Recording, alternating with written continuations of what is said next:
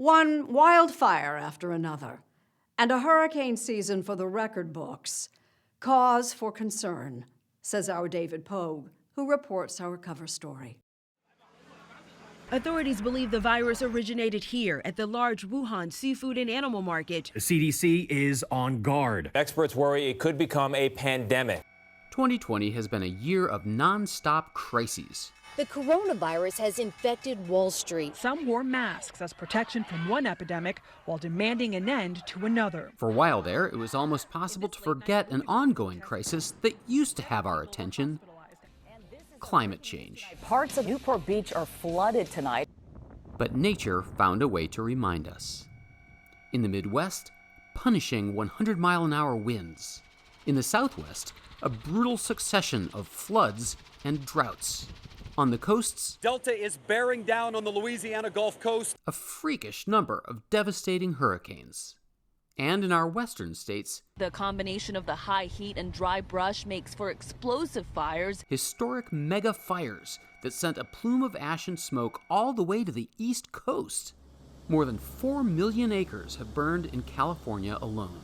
Just to put that into perspective, that is larger than the state of Connecticut, and these fires are still burning. Chief Daniel Berlant is an assistant deputy director for CAL FIRE, the California Department of Forestry and Fire Protection. Our climate here in California has been changing now for decades. In fact, this year's fire seasons are on average 75 days longer than they were in the 70s. Where are we in the fire season right now? This year's fire season will likely just roll right into 2021. So this ain't over yet. There is no end in sight. In the last 20 years, we've experienced twice the number of weather disasters as we did in the previous 20 years. The cost so far, about $3 trillion. Yes, climate change is back in the headlines. We always put climate change on the back burner as something we can deal with later, but we're out of time for that. There is no later. We need to deal with it now. Ayanna Elizabeth Johnson is a marine biologist, policy expert, and co-editor of All We Can Save, a book of essays by women climate leaders. I asked her for a climate change refresher. We burn all these fossil fuels, all these greenhouse gases go up in the air. It's carbon dioxide, it's methane, and they create this layer of gases that's basically like a blanket on top of the planet. That blanket traps heat from the sun that would have bounced back out into space. It's funny we call it the greenhouse effect because most people don't spend a lot of time hanging out in greenhouses. I think it should be called the dog in the car in summer effect. Ooh, totally. Because isn't it the same thing? The sun comes into the car, it doesn't fully bounce out, so the car gets really hot inside. That's a much better analogy. The planet is now warmer than in the entire history of human civilization. It's like we've landed on a new planet with a new set of climate conditions, and we have to figure out what of the civilization that we've brought with us to this point can survive these conditions. David Wallace Wells is the deputy editor of New York Magazine and the author of The Uninhabitable Earth, a book that explores what will happen if we don't cut our carbon emissions soon. He says it's not just about warmer weather. It changes the whole system. Rainstorms are going to be more intense. The oceans are heating up, which means that hurricanes are going to become more intense and more frequent, as they already are. They're going to be extreme droughts, as well as extreme rainfalls. It's just a kind of a scrambling of what had been a very stable system on which we've erected all of human civilization. And it's not just unstable weather. It's unstable us. Agricultural yields could fall by half or more over the course of the century if we don't change course. It affects respiratory illnesses, cancer, it affects cognitive performance, development of children. If you've been paying attention, none of this is news. What is new is that public opinion about the climate crisis is finally changing. So when you see these headlines, 70% of Americans are now at least mildly curious. That's not something to brag about. It still seems really low to me. To me, something like 70 or 75% of the country expressing concern about an issue seems really high. We live in an incredibly polarized world where most of these issues, if you can nudge it past 50%, you're doing incredibly well. So what took us so long to become alarmed? Until quite recently, people didn't see the effects in their lives. I think almost no one now can look at their TV screens and think to themselves, climate change isn't real. The federal government has done virtually nothing about climate change in the last few years, but in many ways, the country has marched right ahead anyway. The mayors of 438 cities, the governors of 25 states, and 700 universities have committed to cutting their emissions mostly in line with the Paris Agreement.